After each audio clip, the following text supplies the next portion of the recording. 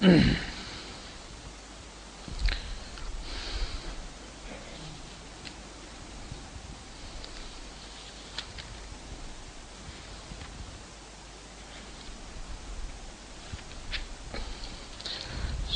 آل عمران کو دیکھ لیجیے.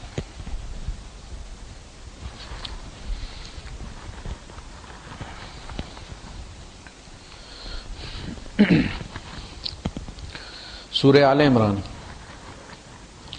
آیت نمبر 152 ہے اس کی، چوتھا پارہ ہے.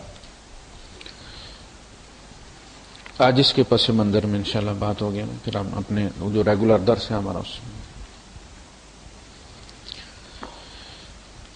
احمده واصلي على رسوله الكريم، اما بعد فاعوذ بالله السميع العليم من الشيطان الرجيم. بسم الله الرحمن الرحيم. ولقد صدقكم الله وعده إذ تحسونهم بإذنه حتى إذا فشلتم وتنازعتم في الأمر وعصيتم من بعد ما أراكم ما تحبون منكم من يريد الدنيا ومنكم من يريد الآخرة ثم صرفكم عنهم ليبتليكم ولقد عفا عنكم والله ذو فضل على المؤمنين. صدق الله العظيم. رب اشرح لي صدري ويسر لي امري واحلل عقدة من لساني يفقهوا قولي. آمین یا رب العالمین. ہمارا جو پچھلے جمعے کا درس تھا، چونکہ کیمرہ جو تھا وہ ڈوول اس پہ موڈ پہ تھا، ڈوول موڈ پہ پھر اس کی آڈیو کی ریکارڈنگ نہیں ہوتی، تو اسی پن سے منظر میں ہم انشاءاللہ اس کو آج ڈسکس کریں گے، تاکہ کربلا کے موضوع پر ہمارے پاس ایک مکمل کیسٹ موجود اور ہر سال ہمیں اس موضوع پہ بات نہ کرنی پڑے. یہ سورہ آل عمران ہے اور یہ غزوہ احد کی ڈی بریفنگ ہے. اس پہ تبصرہ ہے اللہ پاک کا، جہاں جہاں مسلمانوں سے غلطیاں ہوئیں یا جو جسے کہتے ہیں کہ ویک پوائنٹس تھے جو مسلمانوں کے، تو ان کو ڈسکس کیا گیا. غزوہ احد مسلمانوں کے پاس 700 آدمی تھے، 1000 تھے، ان کے پاس 3000 تھے کافروں کے پاس. 1000 میں سے 300 لے کر جو ہے وہ عبداللہ ابن ابی الگ ہو گیا تھا، باقی 700 مسلمان بچتے تھے. تو 700 مسلمانوں میں سے 70 جو ہے وہ شہید ہو گئے ایک معمولی سی غلطی کی وجہ سے، اور فتح شکست میں تبدیل ہوئی.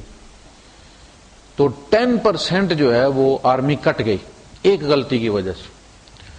اللہ کے رسول صلی اللہ علیہ وسلم نے جب صفوں کی ترتیب دی اور ان کو جو بغیر ذرا کے لوگ تھے حضرت حمزہ رضی اللہ عنہ کی قیادت میں دے دی، گھڑ سوار ایک طرف ہو، تو جہاں سے یہ خطرہ تھا کہ دشمن وار کر سکتا ہے پیچھے سے مسلمانوں پر، اس درے پہ آپ نے عبداللہ ابن جبیر رضی اللہ تعالیٰ عنہ کی قیادت میں 50 تیر اندازوں کو مقرر کر دیا، اور آپ نے فرمایا کہ اگر تم یہ دیکھو کہ جانور ہماری لاشوں کو نوچ رہے ہیں، تم نے پھر بھی یہاں سے نہیں ہلنا.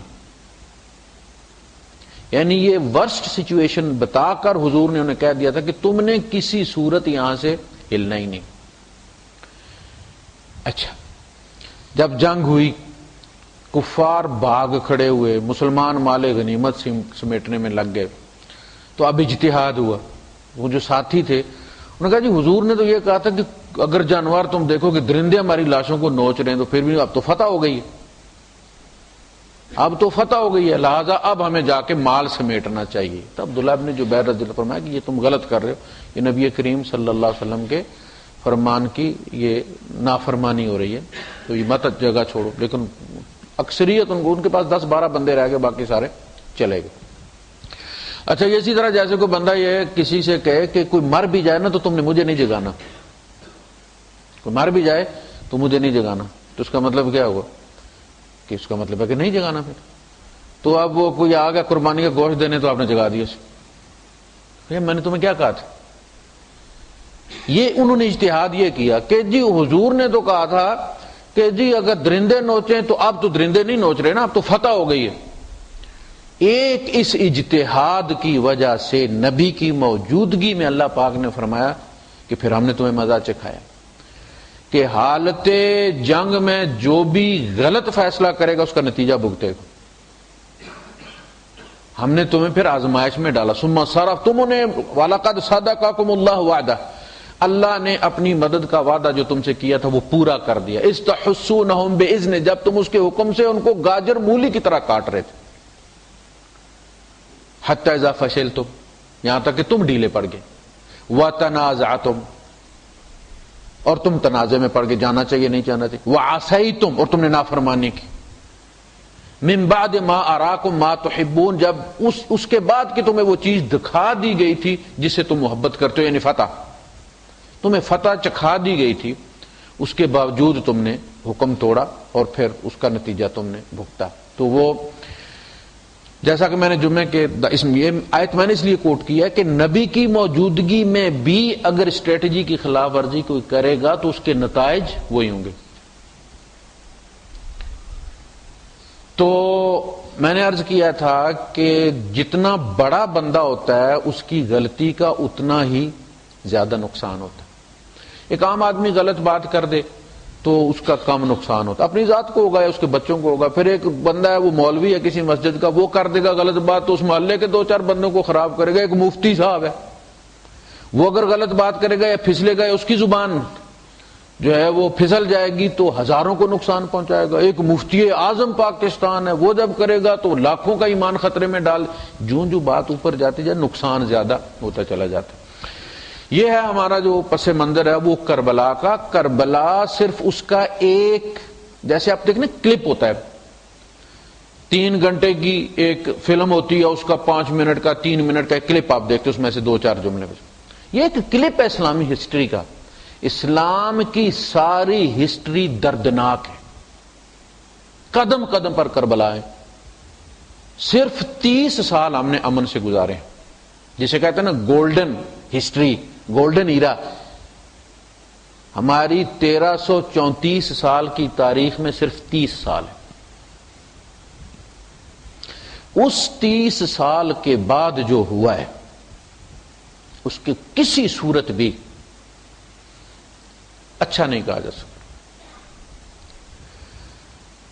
حضرت عثمان غنی رضی اللہ تعالیٰ عنہ سے یہ شروع ہوتا ہے، جس کا ایک باب ہے کربلا. بات کربلا پہ بھی رکی نہیں ہے، کربلا پہ بھی کوئی اس کا اینڈ نہیں ہے، ایک ایپیسوڈ ہے اس کا. عثمان غنی رضی اللہ تعالیٰ عنہ تک امن و امان رہا. ایک یہودی مسلمان ہوتا ہے یمن کا، حبشی ٹائپ وہ بندہ تھا، چیچک زدہ اس کا چہرہ تھا، منحوس. عبداللہ ابن سبا وہ آیا اور اس نے آ کے مصر بھی گیا، عراق بھی گیا، حجاز میں آیا، مدینہ میں رہا، اور وہ مسلمانوں کے ویک پوائنٹس نوٹ کرتا رہا. اس نے جا کے یہاں سے پھر ایک فتنہ اٹھایا ان علاقوں میں جہاں دین کا علم نہ ہونے کے برابر تھا. ہم نے علاقے تو فتح کر لیے، اب ان علاقوں میں ہم دینی لٹریچر نہیں پہنچا سکے. پرنٹنگ پریس ہے کوئی نہیں تھے، اخبارات ہے کوئی نہیں تھے. ایک اد قرآن ہوتا تھا جو دارالخلافے میں گورنر کے پاس رکھا ہوتا تھا. جس کو شوق ہے وہ اپنا ٹائم لگائے اور اس کو اس میں سے دیکھ کے کاپی کر لے، جو لکھ سکتا ہے 1 پیج 2 پیج 3 پیج. اللہ کا بڑا احسان ہے ہمارے اوپر، تو موبائلوں میں آپ نے قرآن رکھا ہو. دینی تعلیم کا کوئی بندوبست نہیں ہے. آج تلوار اٹھاؤ ادھر چلے جاؤ، کل تلوار اٹھاؤ ادھر چلے جاؤ. اس نے کام کیا ان لوگوں پر جنہیں پتہ ہی نہیں تقویٰ کیا ہے. انہیں جو مسلمان ہو گئے، بس مسلمان ہونے کا مطلب ایک تلوار اٹھاؤ بندے مارو، اب نکل جاؤ افریقہ کی طرف، نکل جاؤ اسپین کی طرف، نکل جاؤ فلاں طرف. بندے مارنا انہیں آتا تھا. کوئی دینی تربیت نہیں، صحابہ کے مقام کا کوئی پتہ نہیں، نبی کریم صلی اللہ علیہ وسلم کے ارشادات کا ٹوٹل کوئی پتہ نہیں. ان لوگوں پہ جا کے اس نے کام کیا کہ یار یہ ہر نبی کا ایک وصی ہوتا ہے تو محمد کا وصی کیوں نہیں؟ یعنی ہر نبی سے نبی نے ٹیک اوور کیا، کبھی بھی درمیان میں وقفہ نہیں آیا سوائے عیسیٰ علیہ السلام کے، کہ آپ کے بعد 570 سال کا جو وقفہ آیا ہے حضرت نبی کریم صلی اللہ علیہ وسلم تشریف لائے ہیں. یہ ادروائز ایک نبی سے ہمیشہ دوسرا نبی ٹیک اوور کرتا تھا، اور وہ نبی خود حکومت نہیں کرتا تھا بلکہ وہ بلیسنگ دیتا تھا کہ یہ تمہارا بادشاہ ہوگا.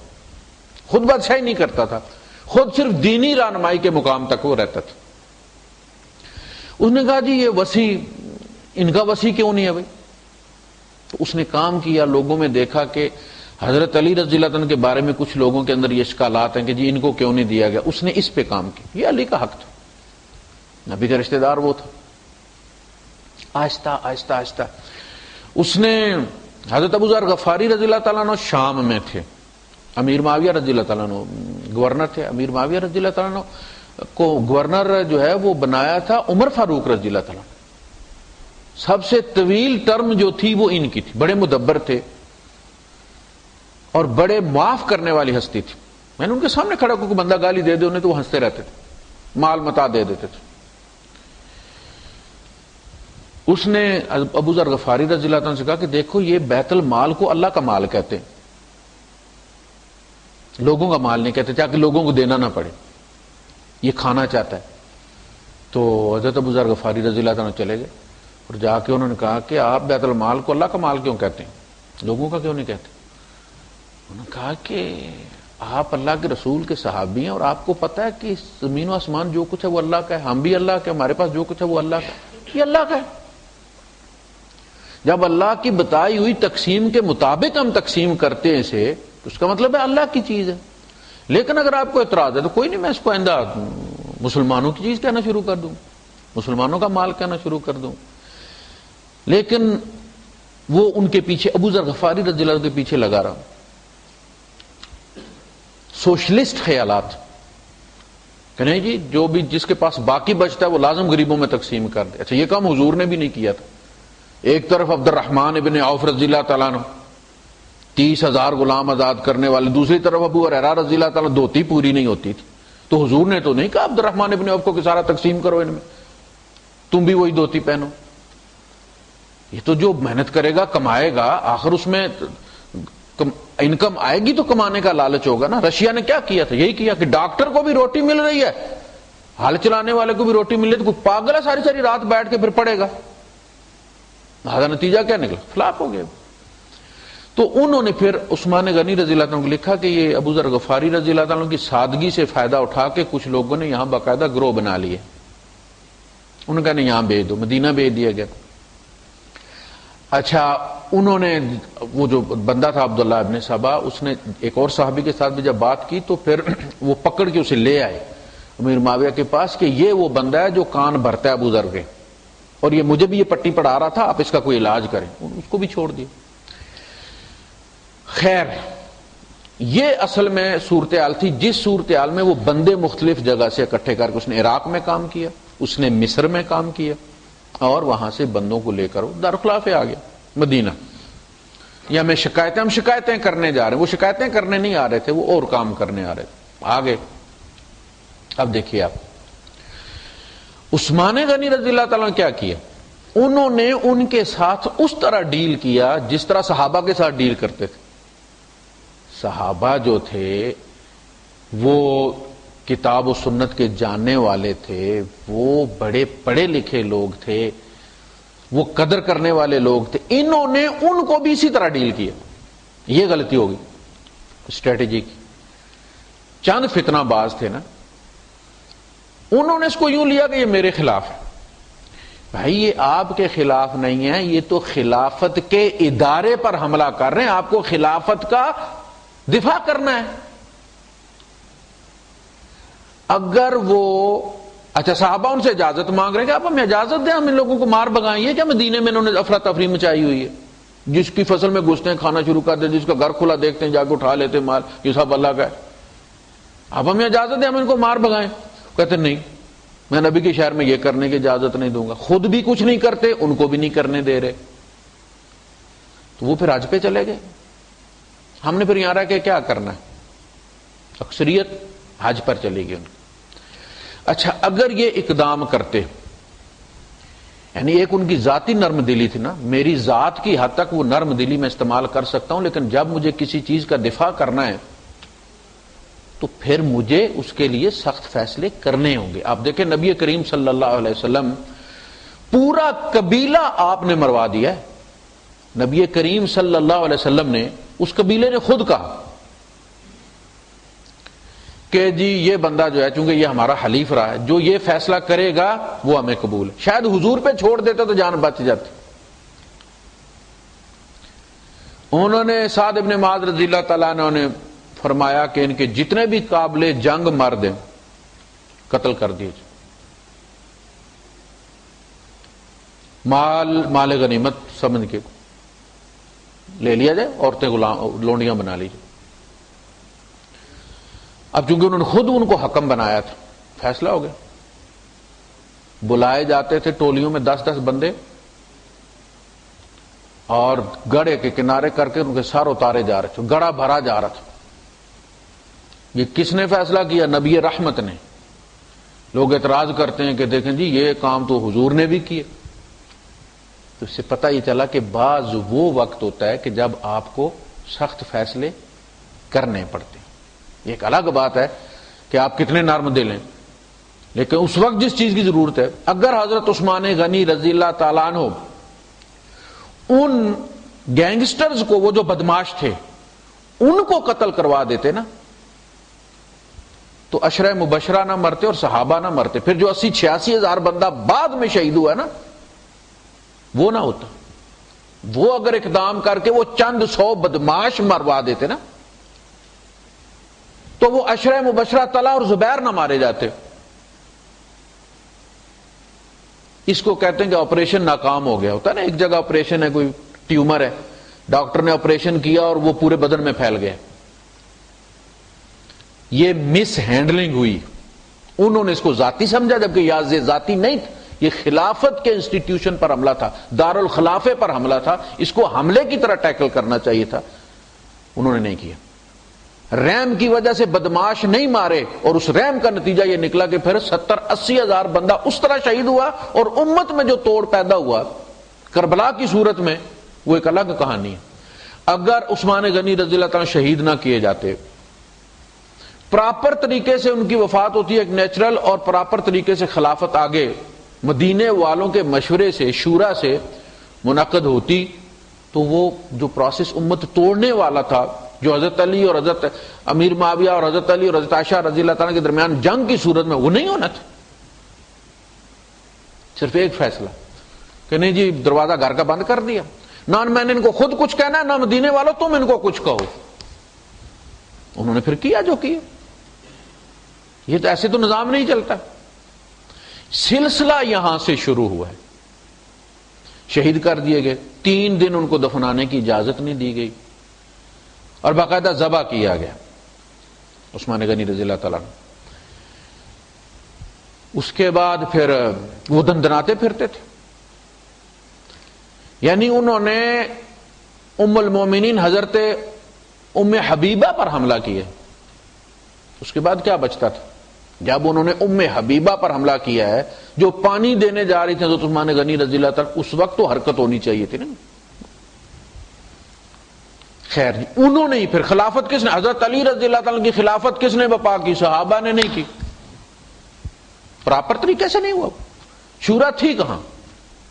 عثمان غنی رضی اللہ عنہ کرائسس 40 دن رہا. 40 دن میں کوئی شورا کا اجلاس منعقد ہوا؟ شورا تھی کوئی نہیں. انہی بدماشوں نے ان سے کہا کہ اب تم ٹیک اوور کرو، ٹیک اوور کرو یا تمہاری بھی گردن اتاریں گے. یہ دیکھیں یہ خلافت منتقل ہو رہی. حضرت علی رضی اللہ عنہ کو بٹھا دیا، بندے بلائے جاتے. مالک ابن اشتر جو تھا دروازے کے پاس بیٹھا ہوا، بیعت کرتا ہے تو ٹھیک ہے، نہیں تو گردن اتار دو.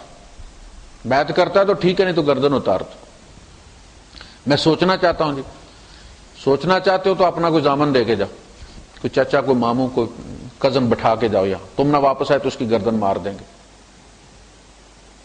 جس کی گارنٹی حضرت علی رضی اللہ عنہ دیتے کہ اس کی ضمانت میں دیتا ہوں، وہ چھوڑ دیتا مالک اشتر جو تھا. نہیں تو بیعت کر کے جاؤ گے. اب یہ بیعت ہو گئی. حضرت طلحہ حضرت زبیر رضی اللہ تلوار کی نوک پر ان سے لی گئی. انہوں نے بیت اللہ میں کھڑے ہو کے گواہی دی ہے کہ ہم سے بیعت جو حضرت علی رضی اللہ عنہ کی لی گئی ہے تلوار کی نوک پر لی گئی. اب یہاں سے حضرت علی رضی اللہ عنہ کا کام شروع ہوا. آپ نے بجائے اس کے، حالانکہ صحابہ نے مشورہ دیا کہ آپ تمام گورنر اس وقت جو سٹنگ ہیں ان سے اپنی بیعت لیں، آپ سب سے پہلا کام یہ کریں کہ آپ اپنے آپ کو خلیفہ منوائیں۔ انہوں نے کیا کیا؟ انہوں نے ٹرمینیشن لیٹر جاری کر دیا، بندہ بھیج دیا کہ بھائی تم ہٹ جاؤ اور اس کے حوالے اقتدار کر دو۔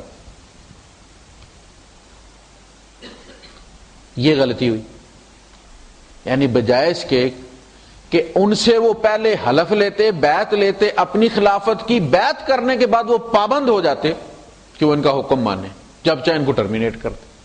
یہی مشورہ ان کو عبداللہ ابن عباس رضی اللہ تعالیٰ نے دیا تھا حضرت علی رضی اللہ تعالیٰ کو کہ آپ یہ مت کریں، ٹرمینیٹ مت کریں، آپ بیعت لیں، سب سے پہلا کام اپنی بیعت کا کریں۔ لیکن انہوں نے تو وہ ٹرمینیشن نہیں مانی، انہوں نے امیر معاویہ رضی اللہ عنہ کہا کہ آپ خلیفہ ہی نہیں ہوئے، ٹرمینیشن کیسی؟ پہلے یہ تو فیصلہ ہو، پہلے خون کا فیصلہ ہو، وہ تو کیس کسی بننے لگے۔ تو آپس میں یہاں سے اختلاف شروع ہوا۔ ادھر وہاں جب لوگ یہ تلوار پہ بیعت لی جا رہی تھی مدینے میں، تو کچھ لوگ راتوں رات بھاگ گئے اور وہاں جا کے کہا کہ جہاں وہ شہید ہو گئے عثمان غنی رضی اللہ تعالیٰ کی گردنوں نے مار دیا، اور اب وہی ان کے قاتل جو ہے وہ تلوار پر حضرت علی رضی اللہ تعالیٰ کی بیعت کروا رہے ہیں۔ تو جو مدینے میں تھے وہ لوگ پھر ادھر آنے کی بجائے کہ مدینے کے جو مکے گئے ہوئے تھے حج پہ، انہوں نے وہاں سے بصرے کا رخ کر لی۔ حضرت علی رضی اللہ تعالیٰ نے مدینہ چھوڑ دیا، یہ بھی بصرے کی طرف چل پڑے۔ یہ دوسری غلطی، نبی کے صحابہ کو چھوڑ کر آپ ان لوگوں میں جا رہے ہیں جن کی وفا کا آپ کو پتہ ہی نہیں۔ یہی حضرت علی رضی اللہ تعالیٰ عنہ تھے جب عمر فاروق رضی اللہ تعالیٰ عنہ جانا چاہتے تھے ایران، خود جنگ میں شریک ہونا چاہتے تھے عراق اور ایران کی بارڈر پہ، تو انہوں نے کہا تھا کہ دیکھیں آپ کی حیثیت اس وقت چکی کے وہ کلی کی طرح ہے، وہ جو ایکسل ہوتا ہے اس کا جس پہ وہ پوری گھومتی ہے، اسلام کی چکی آپ پہ زور پہ چل رہی ہے، آپ یہاں بیٹھ کے وہ چکی چلائیں، کہیں ایسا نہ ہو کہ وہ ایکسل ٹوٹ جائے اور سب کچھ۔ یہ انہی کا مشورہ تھا حضرت علی رضی اللہ تعالیٰ عنہ، لیکن جب اپنے پہ آیا تو مدینہ چھوڑ دیا، انہیں مدینہ نہیں چھوڑنا چاہیے تھا۔ مدینے والے ان کی قدر جانتے تھے، عراق والوں کو ان کی کوئی قدر نہیں تھی، وہ بے قدروں میں چلے گئے اور وہی ہوا۔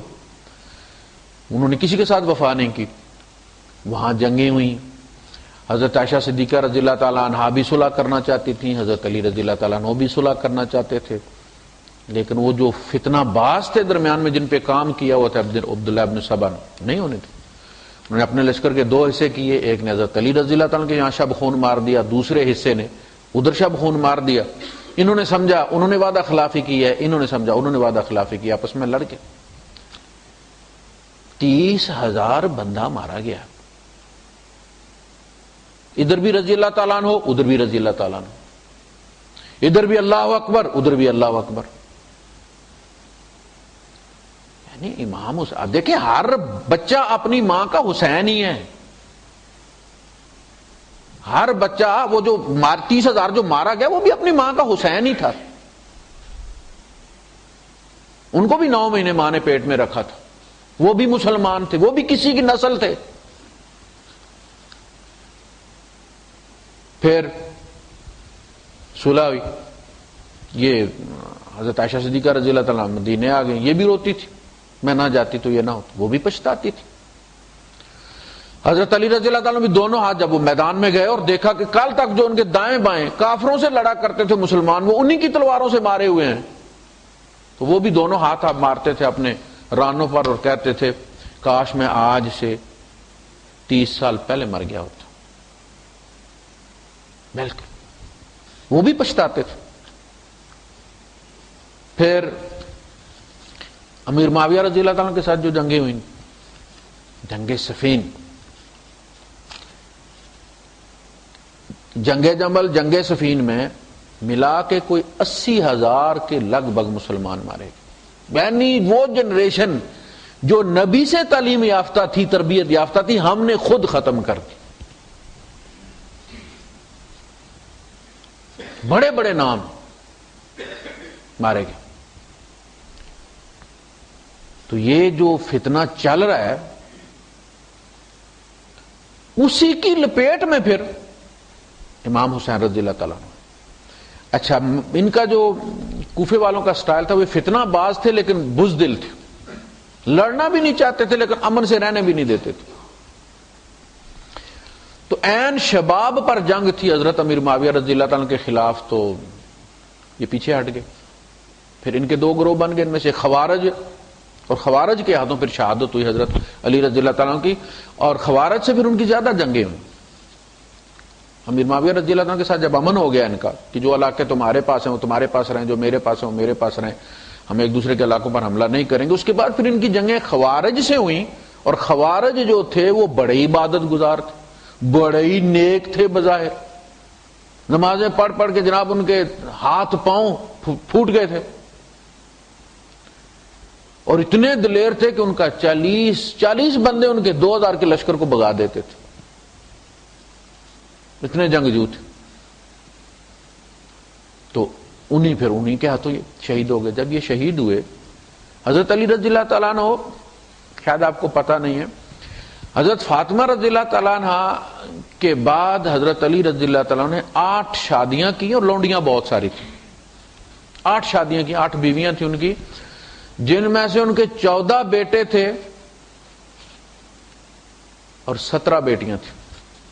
نسل بڑی تھی ان کی، نسل ان کی صرف امام حسین رضی اللہ تعالیٰ عنہ سے نہیں تھی. یعنی جو حضرت زینب کی بیٹی تھی امامہ، جو چھوٹی سی تھی تو وفات ہو گئی تھی حضرت زینب رضی اللہ تعالیٰ عنہ کی، تو نبی کریم صلی اللہ علیہ وسلم سے وہ بہت مانوس تھی.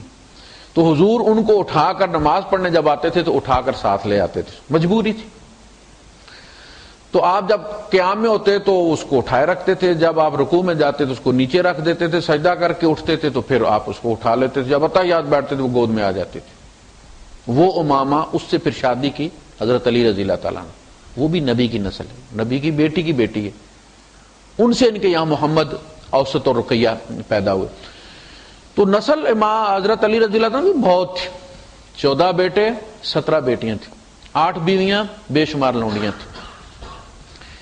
اچھا، ان کی شہادت کے بعد امام حسن رضی اللہ تعالیٰ نے جب بیعت لی اپنی تو نکلے حضرت امیر معاویہ کے مقابلے کے لیے. حضرت علی رضی اللہ عنہ کی شہادت کے ساتھ وہ معاہدہ ختم ہو گیا. ادھر سے یہ نکلے، ادھر سے 60,000 کا لشکر لے کر حضرت امیر معاویہ رضی اللہ تعالیٰ عنہ نکلے شام سے. اچھا، ان جنگوں میں موسٹلی یہ جو حضرت علی رضی اللہ تعالیٰ عنہ، پھر مدینے والے تقریباً ارریلیونٹ رہے، وہ انہوں نے ان میں حصہ نہیں لیا. انہوں نے وہ جو حضور کی حدیث تھی نا کہ جب مسلمان کو مارنے کے لیے کہا جائے تو اپنی تلوار درخت پہ مار کے توڑ دو، کوشش کرو کہ تم مقتول ہو جاؤ مگر قاتل مت بننا.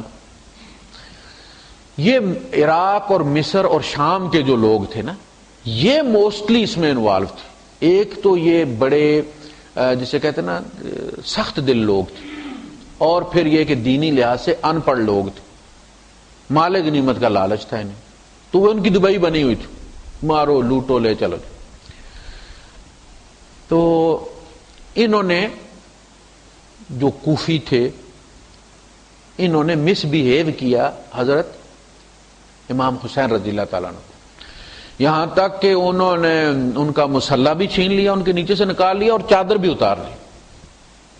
اب یہ عادی نہیں تھے اس چیز کی، تو انہوں نے کہا یہ تو بڑے بدتمیز لوگ ہیں بھائی،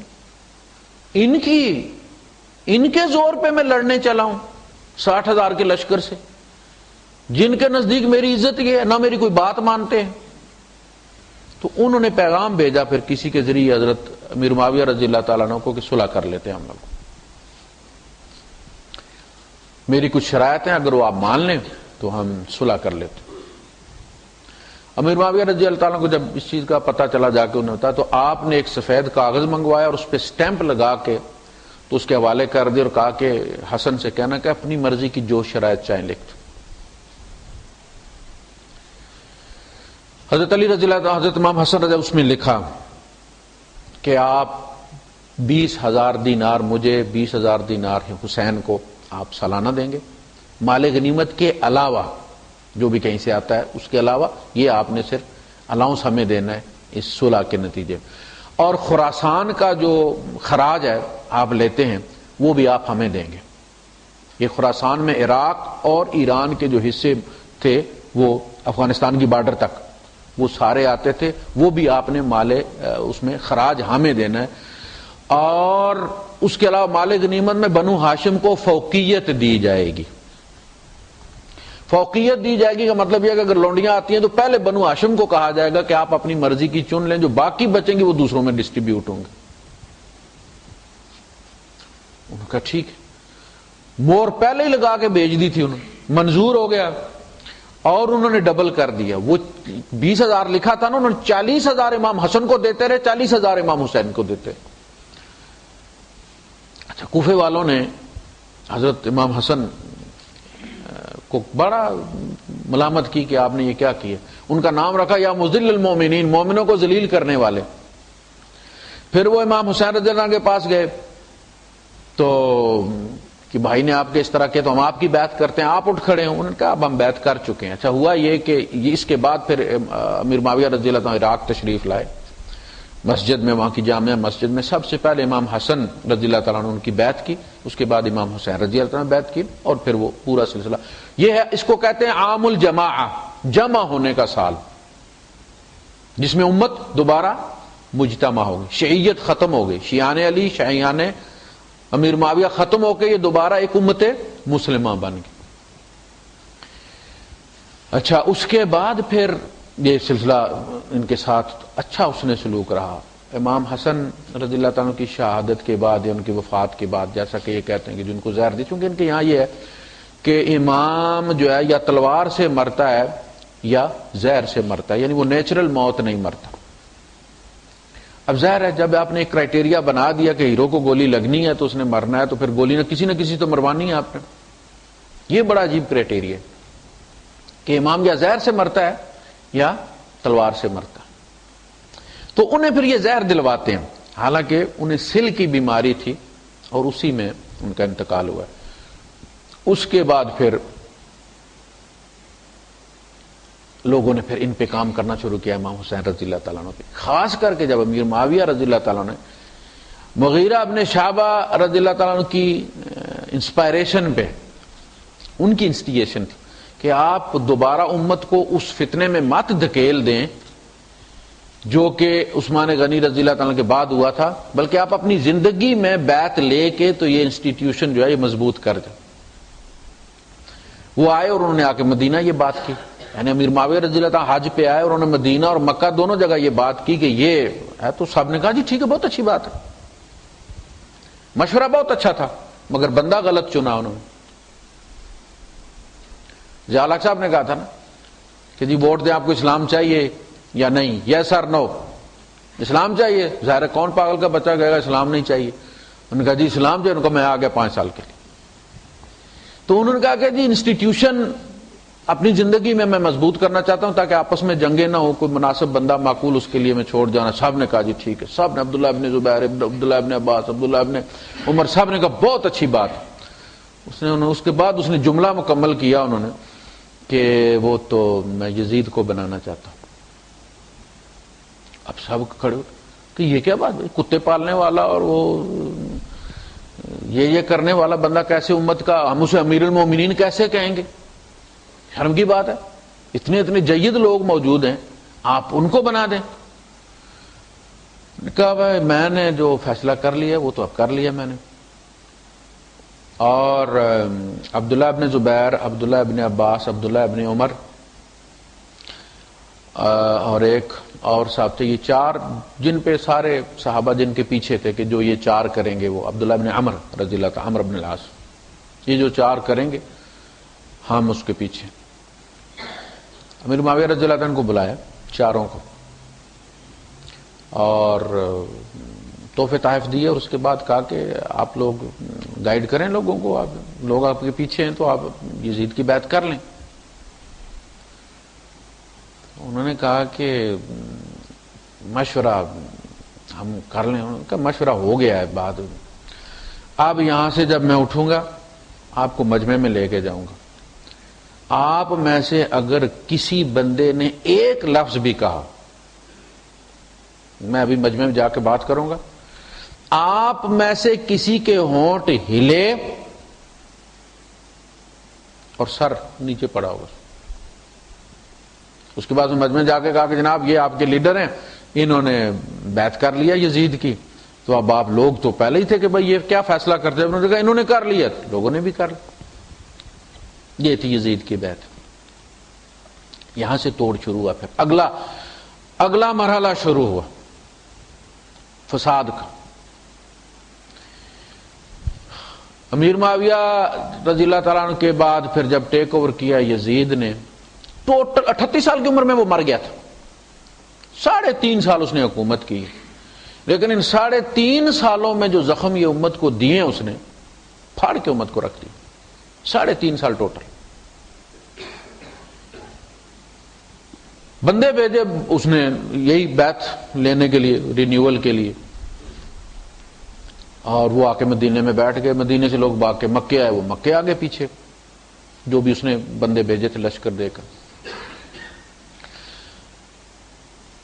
حضرت امام حسین رضی اللہ تعالیٰ عنہ کو عراق والے پیچھے لگے ہوئے تھے مسلسل کہ آپ یہاں آ جائیں, ہم آپ کا ساتھ دیں گے. 30,000 تلواریں بےتاب ہیں آپ کی خاطر نکلنے کے لیے. یہ شیعان علی کے لیٹر آ رہے تھے.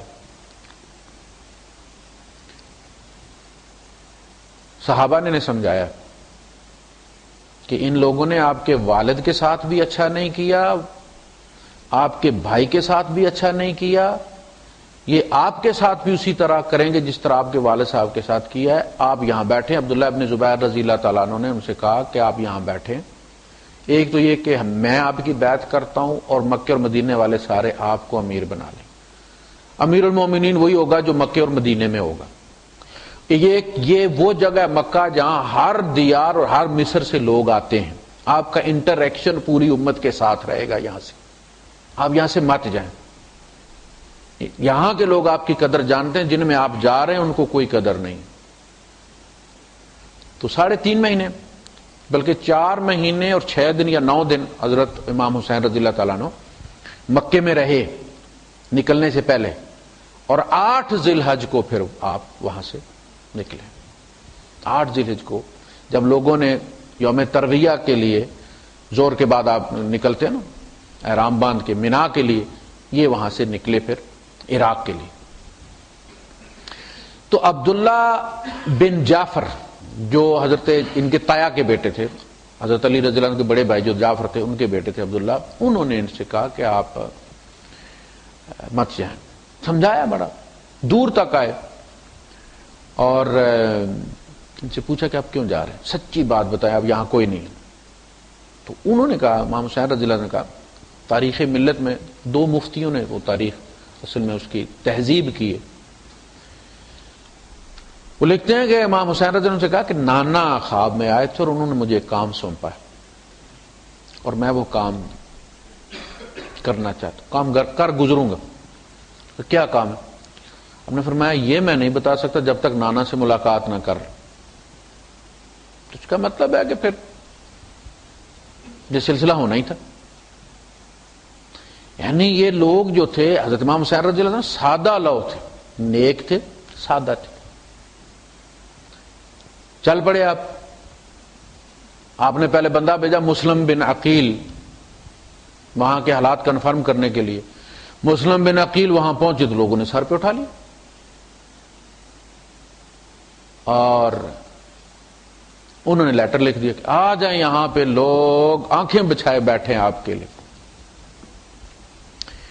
یزید کو جب خبریں پہنچی کہ مسلم بن عقیل نے بیعت لے لی حسین کی اور لوگ تھے, تو اس نے پھر وہاں کا جو پہلا جو صحابی تھے, جو گورنر تھے وہاں کے, ان کو ہٹا کے پھر تو عبید اللہ ابن زیاد کو بھیجا. وہاں یہ ابن زیاد ابن ابو سفیان, ابن زیاد جو تھا یہ زیاد بن ابو سفیان کا بیٹا عبید اللہ ابن زیاد. زیاد ناجائز اولاد تھی ابو سفیان رضی اللہ تعالیٰ جس کا اقرار انہوں نے بیٹے کے سامنے کیا تھا. عمر فاروق رضی اللہ تعالیٰ نے اس کو زیاد کو کسی کام سے بھیجا تھا اور اس نے بہت اچھے طریقے سے وہ کام کیا تھا, اور پھر واپس آ کر جب اس نے وہ رپورٹ دی اپنے کام کی تو جو اسلوب اختیار کیا اور جو عربی استعمال کی اس کے لیے, تو اس پہ وہ پورا مجمع اش کر اٹھا اور مجمع میں سے ایک شخص نے کہا کہ اگر یہ بندہ قریش میں سے ہوتا تو پورے عرب کو اپنی لاٹھی سے ہانک لیتا، یعنی اتنا ٹیلنٹ ہے اس بندے کے اندر. تو اس پہ پھر ابو سفیان نے کہا کہ میں جانتا ہوں اس کا باپ کون ہے، اور بیٹے کو بتایا کہ یہ میرا بیٹا ہے، یہ وہاں طائف میں کسی لونڈی سے تھا. اچھا، بندہ باصلاحیت تھا اور یہ شیعان علی میں سے تھا. یہ حضرت علی رضی اللہ تعالیٰ کی طرف سے گورنر تھا عراق کا، پورے عراق.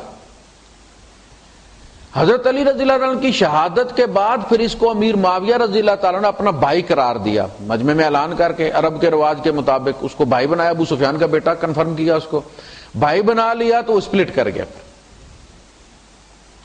ان کے ساتھ ہمدردیاں ہو گئی اس کی، امیر معاویہ رضی اللہ تعالیٰ کے ساتھ. تو یہ عبید اللہ جس کو ابن زیاد کہتے ہیں، یہ بیٹا تھا اسی زیاد کا. اس کو بھیجا، یہ ٹوٹل 6 بندے لے کر آیا. 30,000 کا مجمع ہے کوفہ شہر میں، یہ 6 بندے لے کر آیا. ڈاٹا اس نے باندھا ہوا تھا. لوگ چونکہ حضرت امام حسین رضی اللہ عنہ کا انتظار کر رہے تھے، انہوں نے سمجھا کہ وہی آ گئے، مرحبا ابن رسول، مرحبا ابن رسول. یہ ڈاٹے باندھے ہوئے سیدھا گورنر ہاؤس میں آ گیا. وہ 6 بندے ٹوٹل اس کے ساتھ گورنر ہاؤس میں آ کر، چونکہ یہ پیدا یہی ہوا تھا کوفے کا، اس کا باپ بھی چونکہ اتنا عرصہ یہاں گورنری کر چکا تھا، تو یہ سب لوگوں کو بڑی اچھی طرح جانتا تھا. اس نے ان تمام سرداروں کو بلایا اور کہا کہ اپنے اپنے بیٹے سمجھاوے نے اور انہیں الگ کر لو. تو اس لیے کہ جب خلافت کا کیر ٹوٹے گا تو پھر کوئی بچے گا نہیں. اچھا، وہ بڈھے چھوٹے گئے اور ان جا کے توڑ لیا. کوئی بھتیجا تو اس کو چپڑ مارا، چلا گھر، اس کو پکڑا، سارے بندے ٹوٹ گئے. ٹوٹل 30 بندے رہ گئے مسلم بن عقیل کے ساتھ 30,000 میں سے. اور شام کو وہ بھی 6 بندے رہ گئے.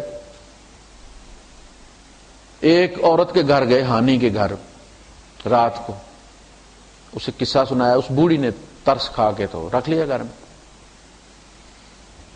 صبح ابن زیاد نے کہا کہ وہ بندہ چاہیے، ڈھونڈو کہاں ہے وہ. پیش کر دیا، بوڑھی کے بیٹے نے پیش کر دی. شہید کر دیے گئے. لیکن جو بندہ ان کو لے کر جا رہا تھا وہ جانتا تھا ان کو. اسے انہوں نے کہا کہ دیکھو تم مجھے نہیں بچا پاؤ گے، تم نے تو مجھے امان دے دیا لیکن مجھے پتا یہ نہیں چھوڑے گا، لیکن میرا ایک کام کر دینا کہ حسین کو میرا پیغام بھیج دینا کہ یہ بڑے غدار لوگ ہیں، ان کی باتوں پہ بھروسہ نہیں کرنا، جہاں بھی ہو وہاں سے واپس چلے جا. انہوں نے کہا ٹھیک. اور وعدہ اس نے باقاعدہ بندہ بھیجا جس نے وہ پہنچا دیا میسج حضرت امام حسین رضی اللہ تعالیٰ نے. لا کے شہید کر دیا گیا ان کو. اچھا، وہاں جب اطلاع ملی تو امام حسین رضی اللہ تعالیٰ ایک دفعہ رکے اور آپ نے کہا، سوچا کہ واپس پلٹ جاؤں، لیکن وہ جو مسلم بن عقیل کے بیٹے تھے نا اور دوسرے بھائی، انہوں نے کہا جی یہ نہیں ہو سکتا ہمارا بھائی مروا کے آپ واپس چلے جائیں. آپ جدھر وہ گئے اب سب جائیں گے، آپ بھی جائیں گے ہم بھی جائیں گے. اب وہ پنٹنے نہیں دے رہے کہ ہمارا بندہ مروا کے آپ کیسے واپس چلے جائیں گے، آگے چلیں. اب یہ آئے اور پھر وہی جو آپ سنتے ہیں کہ انہوں نے آ کے تو پھر وہ میدان میں ڈیرا جما لیا. 72 آپ دیکھیں نا، 72 ہیں، 72 میں لڑنے والے کتنے ہیں، بچے کتنے، عورتیں کتنی. تو اتنا کوئی عرصہ لگا نہیں ہے کہ جھٹ پٹ سے کام کر دیا انہوں نے ظالموں نے. لیکن جو کیا اس کو کسی بھی پرسپیکٹو میں آپ کہیں کہ ٹھیک کیا نہیں کیا، یعنی آپ کچھ بھی کہنا، کتنا بھی جائز ان کو قرار دے لے، آپ یہ نہیں کہہ سکتے کہ انہوں نے ٹھیک کیا. اگر لڑائی ہوئی بھی ہے، آپ نے ایکشن لیا، آپ سر کاٹا، سر کاٹ کے شام بھیج دیا. پہلے تو اس کے دربار میں ہوا، ابن زیاد کے دربار میں لایا گیا سر، اور اس نے اپنی وہ کہتے ہیں جی کھونڈی سے وہ دانتوں کو ایسے کر کے تو ٹھکورا امام حسین رضی اللہ تعالیٰ نے. تو وہاں جو صحابی بیٹھے تھے وہ رو پڑے، انہوں نے کہا کہ اللہ کی قسم میں نے ان ہونٹوں کو، نبی کریم کو ان ہونٹوں کو چومتے دیکھا ہے، مت کرو اس کی انسلٹ. اس پہ اس نے کہا کہ اگر تو بوڑھا نہ ہو گیا ہوتا نا تو میں تیرا سر مروا دیتا. پھر وہاں سے ان کو اور وہ جو خواتین تھیں ان کو یزید کے دربار میں بھیجا گیا. یہ ایک اسلوب ہوتا ہے بیوروکریسی کا کہ اچھے نمبر لینے کے لیے وہ جتنا آرڈر دیا جاتا ہے اس سے بڑھ کر کام کرتے. یزید کبھی بھی امام حسین رضی اللہ عنہ کو شہید نہیں کروانا چاہتا. یہ اس کے کوئی فائدے کی بات نہیں تھی، اس کے لیے وہ خطرہ نہیں تھے. اسے پتا تھا کہ جمعیت ان کے ساتھ نہیں ہے، ان کو مروانے کا مطلب کیا تھا. لیکن اس نے کہ کام کر دیا، اور پھر جب وہاں یہ گئے ہیں تو یہ سارے آپس میں ان کی رشتہ داریاں تھیں، یہ ایک ہی فیملی کے تھے نا، یہ کزنز تھے آپس میں سارے، امیہ اور ہاشم بھائی تھے دونوں، امیہ کی اولاد بنو امیہ کہلائی، ہاشم کی اولاد بنو ہاشم کہلائی۔ اور جیسے چچیرے لوگوں میں شریک کون ہوتا ہے؟ ماں کا پیٹ۔ شراکت کس میں، شریکہ کس میں ہوتا ہے؟ بھائیوں میں ہوتا ہے، کزنز میں ہوتا ہے۔ یہ شریکہ تھا ان کے اندر۔ جب یہ وہاں گئے ہیں تو کہتے ہیں کہ یزید پھر رویا ہے، اس نے کہا کہ اللہ کی قسم اگر ابن زیاد کی جگہ میں نہ ہوتا تو میں یہ کبھی نہ کرتا، اللہ کی لعنت ابن مرجانہ پر، اس نے یہ کیا کر دیا۔ اور اپنی خواتین کو اس نے، ان خواتین کو جس طرح یہ کہتے ہیں نا لونڈیاں بنا لیا، اور اس طرح سے عربوں میں لونڈی بنانے کا رواج ہی نہیں تھا۔ غزوہ بدر میں کتنی لونڈیاں بنائی گئیں، غزوہ احد میں کتنی لونڈیاں بنائی گئیں؟ لونڈیاں کوئی نہیں بنائی گئی، انہیں یزید کی فیملی میں جا کے اتارا گیا، زنان خانے میں اتارا گیا، وہ ایک دوسرے کے گلے لگ کے روئی ہیں۔ اور زین العابدین جو ہیں ان کو صبح و شام تخت پر اپنے ساتھ بٹھا کے کھانا کھلاتا رہا یزید، اور تسلیاں دیتا رہا کہ جو کچھ ہوا ہے یہ میری مرضی کے مطابق نہیں ہوا، یہ میرا رب جانتا ہے کہ میں کبھی بھی ان کی شہادت کا خواہش مند نہیں تھا، اگر یہ مجھ تک آ جاتے تو یہ کبھی نہ ہوتا۔ اور انہیں پھر یہ بھی کہا کہ آپ دیکھو اب بیٹا کوئی بھی تمہیں کوئی مسئلہ ہو، کوئی بھی تکلیف ہو تو تم مجھے فوراً لکھو، کوئی کسی کو کہنے کی، وہاں کے گورنر کو کہنے کی ضرورت نہیں، تیرا خط میرے لیے گورنر ہے وہاں کا، جو تم کہو گے وہ تمہاری ڈیمانڈ پوری کی جائے گی۔ بعد میں جب یزید نے ایک صاحب کو بھیجا جس نے پھر واقع ہرا کیا مسلمہ کو، تو اس کو کہہ کے بھیجا کہ علی ابن حسین کو کچھ نہیں کہنا، بنو ہاشم کو نہیں چھیڑا گیا وہاں پہ۔ اور جب یہ لوگ مدینے والے گئے ہیں حضرت زین العابدین کے پاس تو انہوں نے کہا کہ میں نے اس کو عہد دے دی ہے، یعنی میں بیعت کر کے آیا ہوں یزید کی، لہٰذا میں اس کے خلاف نہیں اٹھ سکتا، ہمارے خاندان میں یہ نہیں ہے، ہم بیعت نہ کریں تو نہ کریں، ہم کٹ کے مر جاتے ہیں، لیکن جب کسی کی بیعت کر لیتے ہیں تو غداری کا داغ ہمارا خاندان نہیں لیتا، میں اس کی بیعت کر چکا ہوں، میں اس کے خلاف نہیں اٹھوں گا، یعنی یزید کے خلاف۔ اور پھر اس نے جب اسے اطلاع ملی کہ مدینے میں بھی سلسلہ چل رہا ہے، لوگ اس کے خلاف ہو گئے، یعنی یزید کے خلاف ہو گئے، پھر اس نے کوئی بندہ اس کا خون لینے کے لیے، اس نے جو بھی وہ مقرر کرتا تھا نا کہ آپ جائیے اور جا کے مدینے والوں کو قابو کر لیجیے، وہ کہتے تھے ہم یہ خون اپنے سر لینے کے لیے تیار نہیں۔ ابن زیاد کو کہا گیا، اس نے کہا کہ میں اب مزید خون نہیں بہا سکتا یزید کی خاطر۔ پھر ایک بوڑھا سا جرنیل اسے ملا جو افریقہ وغیرہ جس نے فتح کیا تھا، وہ بدبخت آیا اور اس نے پھر مدینے میں 3 دن قتل عام کیا ہے، اور اس میں جھوٹ والی کوئی بات نہیں، ایسا ہوا ہے، لیکن لوٹا گیا ہے، بندے مارے گئے ہیں، ریپ کا کوئی کیس نہیں ہوا، یہ جو ساتھ میں سٹوری میں مرچ مسالہ ڈالا جاتا ہے نا، ایسا کوئی واقعہ نہیں ہوا، لیکن یہ کہ لوٹا گیا، قتل کیا گیا اور بیعت لی گئی ہے یزید کی، لیکن یہ ابھی بیعت مکمل نہیں ہوئی تھی، یزید مر گیا پیچھے، یعنی یہ ابھی آپریشن جاری تھا، مکے کا محاصرہ کیا ہوا تھا، پیچھے سے اطلاع آ گئی، اور یہ سب سے پہلے اطلاع آئی عبداللہ ابن زبیر رضی اللہ تعالیٰ عنہ، ابھی یزید کی فوج کو بھی نہیں پہنچی، تو انہوں نے کہا کہ بھائی تم کس کے لیے لڑ رہے ہو، تمہارا امیر المومنین تو مر گیا ہے۔ اب جب انہیں بھی ان کا بھی قاصد آ گیا اور اس نے بھی آ کے اطلاع دی کہ بھائی اس طرح سے ہو گیا ہے، تو جو آپ دیکھیں جس نے محاصرہ کیا تھا فوج کا جو سربراہ تھا، اس نے عبداللہ ابن زبیر رضی اللہ تعالیٰ سے کہا کہ آپ کی ہم بیعت کرتے ہیں خلافت پر، لیکن ایک شرط پر کہ آپ جو ہماری پچھلی جنگیں ہوئی ہیں اور اس میں جو کچھ ہوا ہے اس کو آپ معاف کریں گے۔ ظاہر آپ انتقام کی راہ پر چلیں گے تو پھر تو ممکن نہیں ہے، آپ وہ پچھلا سارا معاف کر دیں، ہم آپ کی بیعت کرتے ہیں، آپ کو ساتھ لے کر ہم شام چلتے ہیں اور آپ خلیفہ ڈکلیئر کر دیتے ہیں۔ اس پہ عبداللہ ابن زبیر رضی اللہ عنہ دیکھے آپ کیا کیا، انہوں نے کہا کہ اللہ کی قسم یہ ممکن نہیں، بنو ہاشم کے ایک بندے کے عوض بنو امیہ کے 10 بندے ماروں گا، یہ غلطی ہوئی۔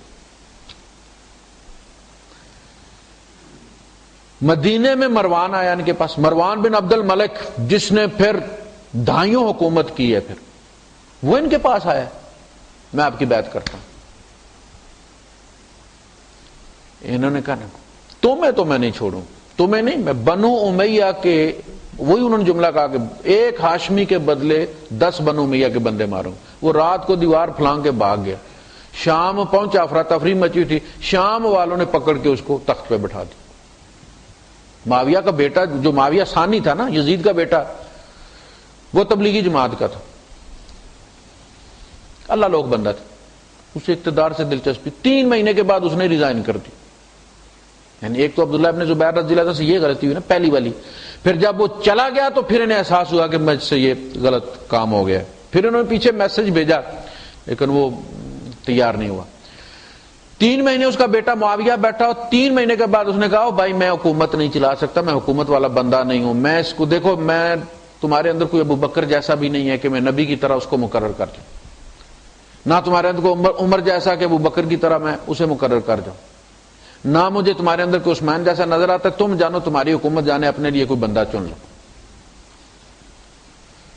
تو یہ وہ وقت تھا جس میں مروان نے پھر ان سے کہا عبداللہ ابن زبیر سے کہ آپ لے لیجیے، یعنی بنو ہاشم لے لیں، آپ لے لیجیے، لیکن یہ کہ آپ پچھلی ساری لڑائیاں ختم کر دیں، اب آپ جینوسائیڈ نہ شروع کر دیں. انہوں نے کہا نہیں، چھوڑوں گا نہیں، ایک بنو ہاشم کا 10 بنو امیہ کا، یہ کرائٹیریا بنا کے ماروں گا.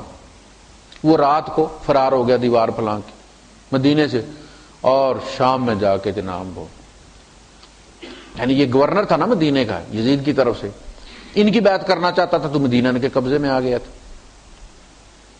لیکن انہوں نے نہیں مانا اور پھر وہ واپس چلا گیا شام، اور وہاں جا کے وہ پھر مروان بن عبد الملک بادشاہ بن گیا. تو یہ جو سلسلہ چلا ہے پھر آپس میں ان کی، اچھا ان کے بعد بنو امیہ کی جو جان چھوٹی، یعنی بنو عباس نے لے لیا نا. امام حسین رضی اللہ تعالیٰ نے کو خون کے نتیجے میں جو نفرت پیدا ہوئی امت کے اندر یزید کے خلاف اور بنو امیہ کے خلاف، اس کی وجہ سے بنو امیہ کا تختہ الٹا گیا. پھر آئے بنو عباس، 650 سال بھی بنو عباس بھی ان کو مارتے رہے، علویوں کو. یہ دوسری ٹریجڈی، یعنی بنو عباس ہاشمی تھے نا، یہ ہاشمی تھے، انہی کا خاندان تھا، نبی کا خاندان. یہ ان کے خلاف بھی اٹھ کھڑے ہوئے کہ نہیں، خاص علی کی اولاد کو ملنا چاہیے، یعنی یہ کسی اور سے سیادت تسلیم ہی نہیں کرتے کہ کہیں اور کوئی اور بھی سید ہے. حالانکہ حضرت عباس اور ان کی اولاد ساری سید ہے، حمزہ اور ان کی اولاد ساری سید ہے، عقیل اور ان کی اولاد ساری سید ہے، اچھا زبیر اور ان کی اولاد سارے سید ہیں. یہ سارے سید، یہ سوائے حضرت علی کی اس اولاد کو جو حضرت فاطمہ سے ہیں، کسی اور کو سید نہیں مانتے. اور اس جس کو آپ دیکھتے ہیں فاطمیین کی حکومت قائم ہوئی مصر کے اندر، 400-500 سال چلی، اور یہ جو جامعہ ازہر ہے یہ فاطمیین نے بنائی، شیعوں نے بنائی ہوئی ہے، یہ ان کا کمال ہے. یعنی انہوں نے جہاں بھی حکومت کی ہے انہوں نے ادارے بنائے ہیں، اس لیے کہ یہ ہمیشہ پڑھے لکھے لوگ ہوئے ہیں. اب بھی آپ دیکھ لیں، آپ کی اگر ایک نصاب بنانے والی کمیٹی ہے نا پاکستان کی، اس میں اگر 9 ممبر ہے نا تو 2 سنی ہوں گے، 7 شیعہ ہوں گے. کوئی بھی کمیٹی آپ کی، آپ دیکھ لیں، اس میں میڈیا میں آپ دیکھ لیں، بڑے بڑے نام جو بھی ہیں سارے انہی کے ہوں گے، بڑے بڑے پروفیسر، بڑے بڑے عسکری ماہرین یہی ہوں گے. یہ ہمیشہ سے ان کا اسلوب رہا ہے کہ یہ ایجوکیشن اور میڈیا، یہ 2 چیزیں کنٹرول میں رکھنی ہے. ایجوکیشن سے لوگوں کے بچوں کو تم نے فارمیٹ فیکٹری میں لے جا کے اپنے خیالات ان میں انسٹال کرنے. بچہ کسی کا ہوتا تھا، پیسے کسی کے لگتے تھے، یہ اس کے اندر ونڈوز اپنا ڈال دیتے. تو انہوں نے ادارے بنائے ہیں، لیکن 550-600 سال عباسیوں نے بھی ان کو مارا ہے، کیونکہ یہ اٹھتے تھے حکومت کے لیے. اچھا ادھر یہ ہوا، آپس میں لڑتے رہے مسلمان، جس کو ہم اپنی ہسٹری کہتے ہیں. بڑے بڑے جرنیل، موسیٰ بن نصیر اسپین تک گیا ہے، اس کے ساتھ ہم نے کیا کیا، اس کو واپس منگایا، اس کے سامنے ایک تو اس سے پورا مال واپس لے لیا، کنگال کر دیا اس کو. بوڑھا بندہ ہے، اس کے جوان بچے لا کر ستون بنایا گیا، آگ کا ستون، خالی اندر سے کھوکھلا، اس کے اندر کوئلہ بھرا گیا دیکھتا ہوا، اور جب وہ سرخ ہو گیا تو اس کے بیٹوں کو اس کے ساتھ لا کے باندھ دیا گیا۔ کس اذیت سے مرے ہوں گے، یہ ہم نے اس کی جرنیلی کہہ دیا۔ طارق کے ساتھ ہم نے کیا کیا، جس نے جبرالٹر جس کے نام ہے جی طارق بن زیاد کے ساتھ، محمد بن قاسم کے ساتھ ہم نے کیا کیا، جس نے ہندوستان فتح کی۔ ہماری تاریخ بھری پڑی۔ اسپین میں حکومت کا ہونا کیوں گئی؟ کیوں؟ ہمارے پاس یورپ پورا پڑھنے آتا تھا، جس طرح آج لندن میں جاتے ہیں لوگ پڑھنے کے لیے، اور ان کی یونیورسٹیوں کی برانچز ہیں دبئی میں۔ مڈل سیکس لندن ہے تو مڈل سیکس دبئی ہے۔ اس طرح مسلمانوں کی یونیورسٹیوں کے کیمپس جو تھے وہ پورے یورپ میں پھیلے ہوئے تھے۔ ہم سے علم لیا انہوں نے، علم کی وجہ سے ہماری حکومت نہیں گئی۔ وہاں کی تعمیرات آپ دیکھیں، وہاں کے بنے ہوئے تالاب آپ دیکھیں، پانی کا نظام دیکھیں، سارا مسلمانوں نے دیا ہے، لیکن آپس میں لڑتے رہے۔ سگا بھائی، اس نے اپنے بھائی کے خلاف بغاوت کر کے ملکہ ازابیلا کو چابیاں دی، اور اسے اس شرط پہ کہ جی آپ مجھے بنا دیں گے۔ اس نے اسے بھی چابیاں لے لی، بھائی کو بھی مار دیا، اس کو بھی جیل میں ڈال دیا، یہ جیل میں مر گیا، اور اسپین سے مسلمانوں کا خاتمہ ہوا۔ ہم گئے مغلوں میں، ہندوستان میں گئے ہم، کیا تماشا ہوا ہمارے ساتھ؟ بھائی نے بھائی کو مارا، سگے بھائی نے بھائی کو مارا، جو باقی بچے ان کی آنکھوں میں سلائیاں بھروا دی گرم کر کے ساری زندگی کے لیے، تاکہ دوبارہ اٹھے ہی کوئی، سگے بھائی۔ اور اورنگزیب نے اپنے ابا کو، شاہ جہاں کو پکڑ کے قید کر دیا، جس نے تاج محل بنایا تھا، بالکل کھڑکی سامنے تاج محل کے کھلتی تھی۔ اورنگزیب بڑا دیندار مشہور ہے، اس کی جی عصر کی سنتیں قضا نہیں ہوتی تھی۔ اس نے بھائی تو مارے ہی مارے، باپ کو پکڑ کے قید کر دیا، اور وہ قید میں ہی مرا، اور اس کے ساتھ جوان بہن بھی وہاں قید کر دی۔ اور ان کے جرنیل کیا ہوتے؟ اس بھائی کے جرنیل بھی ہندو اور سکھ، اورنگزیب کے جرنیل بھی ہندو اور سکھ۔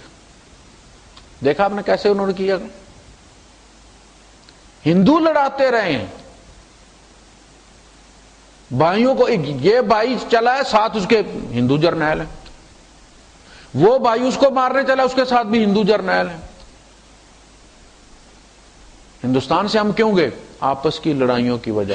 لوگ کہتے ہیں جی بڑا ظلم کیا جی انگریزوں نے کوئی ظلم نہیں کیا، لوگ تیار بیٹھے تھے۔ جب لارڈ ولزلی لڑنے گیا ہے سراج الدولہ سے تو کتنے بندے لے کر گیا؟ 300 350 250۔ ادھر کتنا لشکر تھا؟ تو کہتے 17,000 تھا سراج الدولہ کے ساتھ۔ اور جب لارڈ ولزلی وہاں گیا تو سارا لشکر ادھر آ گیا لارڈ ولزلی کے پاس۔ کیوں؟ تنگ تھے نا اس سے، تنگ تھے نا اس سے، کیوں چھوڑ کے آئے؟ خون چوس رہے تھے وہ ان کا، ٹیکس لگا لگا کے۔ اس سے خوش ہو گئے، سونے میں تول دیا، اس سے ناراض ہو گئے، بال بچہ مروا دیا ہاتھی کے قدموں کے نیچے۔ دنیا تنگ تھی ان کے ہاتھوں۔ انگریز نے آ کے سسٹم دیا آپ کو، آپ کے یہاں اس نے ادارے بنائے ہیں، پل سارے انگریز نے بنائے ہیں، آپ کا ریلوں کا نظام انگریز نے بنایا ہے، سارا کچھ آ کے تو انہوں نے دیا آپ کو۔ ہمارے پاس کیا تھا؟ ظلم و ستم ہی تھا۔ تو ہم ہندوستان میں بھی مارے گئے ہیں تو آپس کی لڑائیوں کی وجہ سے، اسپین سے بھی گئے ہیں تو آپس کی لڑائیوں کی وجہ سے، اور یہاں بھی جو قتل عام کیا ہمارا، یہ قدم قدم پر ایک کربلا ہے جس سے ہم گزرے۔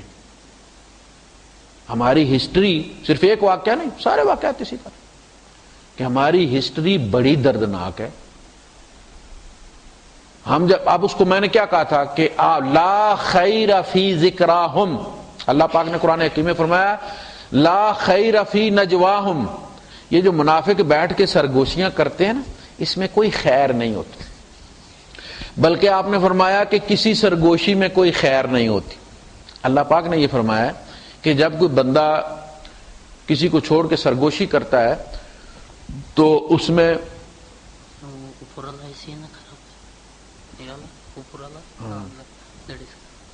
اوپر والا ہے بندہ آیا، ہاں وہ پہلے میں نے سوچا آن کرو ادھر سے، تو فرمایا کہ لا خیر فی نجواہم الا من امر بصدقۃ او معروف او اصلاح بین الناس. 3 کام سرگوشی میں کیے جائیں تو سرگوشی خیر ہے، ورنہ عموماً سرگوشیوں میں خیر کوئی نہیں ہوتی. الا من امر بصدقۃ، چندہ ہو رہا ہے مسجد کے لیے، تو کوئی بندہ دوسرے سے کہتا ہے یار کوئی گل نہیں پا دینا، یہ تھی. الا من امر بصدقۃ او معروف، یا کوئی بھلی بات کسی کو کہتا ہے کہ یار، او اصلاح بین الناس، دونوں میں لڑائی ہوئی ہے تو یہ اس کو سمجھاتا ہے کوئی بات نہیں یار تیرا بھائی لگتا ہے، کوئی نہیں، اگر کر بھی گیا تو کوئی نہیں، تم سے بڑا. یہ اس کے علاوہ سرگوشی میں خیر نہیں ہوتی. میں کہتا ہوں لا خیر فی ذکراہم، اپنی تاریخ کو پڑھو گے تمہیں کوئی خیر نہیں ملے گی. کوئی بھی آپ تاریخ اٹھا کے، ابن ہشام کی، ابن اسحاق کی، فلاں کی اٹھا کے پڑھ لیں آپ کو پتہ چلے گا کہ یار ہم تو ان لوگوں سے بہت اچھے ہیں. اس زمانے میں بھی الحمدللہ ہم اتنی بے دردی سے کسی کو قتل نہیں کر سکتے. یار ٹھیک ہم تھوڑا بہت ادھر ادھر کر لیتے ہیں، لیکن یہ کہ جو یہ کرتے رہیں اتنے نیک زمانے میں حکومت کے لیے، یعنی یہ وہ چیزیں ہیں کہ جو آپ کبھی بھی ہسٹری کا آپ دیکھیں گے، ایمان ہر صفحے کے ساتھ آپ کا ایمان نیچے جا رہا ہے. اور اب آپ اپنے آپ کو ہیرو اب تو جب حدیثوں میں سنتے ہیں نا صحابہ کا زمانہ، تابعین کا زمانہ، تو پھر ہم کہتے ہیں یار کیا لوگ تھے، سبحان اللہ. لیکن تاریخ پڑھتے ہیں تو ہم کہتے ہیں یہ تو ہم ہیرو ہیں الحمدللہ. یار ان کو اللہ معاف کرے گا تو ہمیں تو معاف کر ہی دے گا. یہ آپ نوٹ کر لیجئے یہ پوائنٹ کہ جب بھی آپ تاریخ پڑھیں گے یہ لازم آپ کو قاری حنیف یاد آئے گا کہ اس نے یہ بات کہی تھی. ممکن ہی نہیں کہ آپ یہ پڑھیں اور آپ کا ایمان جو ہے وہ ارتھ نہ ہو جائے. اچھا اس کا نتیجہ کیا نکلا؟ ان لڑائیوں سے بھاگ کر ایک نیا ورژن تیار ہوا صوفیوں کا کہ یار یہ بھی کہتا ہے قتل کرو، یہ بھی کہتا ہے قتل کرو، یہ کہتا ہے اللہ کے لیے تم تلوار اٹھاؤ، معاویہ کے بندے مارو. امیر معاویہ والے کہتے ہیں علی کے بندے. 6 سال تک کوفے کی مسجدوں میں امیر معاویہ پر فجر کی نماز میں لعنت ہوتی رہی. یہ جو پڑھتے ہیں نا قنوت، یہ قنوت نبی کریم صلی اللہ علیہ وسلم نے صرف 40 دن پڑھی تھی جب وہ 40 قراء دھوکے سے قتل کیے گئے تھے. اس کے بعد آپ نے بند کر دیا تھا اس کو.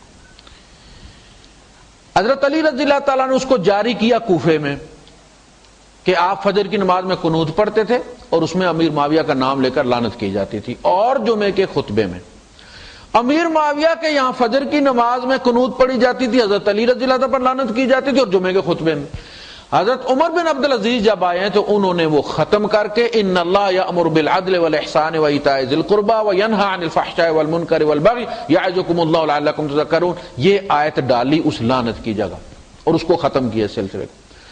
اس سب سے تنگ آ کر صوفیاء کا ایک طبقہ پھر نکلا، ابو سفیان ثوری، حسن بصری، فلاں فلاں فلاں فلاں. یہ ایک نیا مسلمانوں کا ورژن آیا کہ یار ان سے جان چھڑاؤ، اللہ اللہ کرو. نتیجہ کیا نکلا؟ انسان غاروں میں چلے گئے، درندے بازاروں میں آ گئے. جو اچھے بندے تھے نا وہ غاروں میں چلے گئے، اور وہ جو درندے تھے وہ بازاروں میں ملتے تھے. بازار درندوں سے بھر گئے. یہ اس امت کا نقصان ہوا. تو یہ کربلا ایک واقعہ نہیں ہے، اس میں بہت سارے حسین قدم قدم پر گئے ہیں. بڑے بڑے جید صحابہ، دیکھیں فضل ابن عباس جو نبی کریم صلی اللہ علیہ وسلم کے ساتھ حج میں سواری پر سوار تھے، بہت خوبصورت جوان تھے.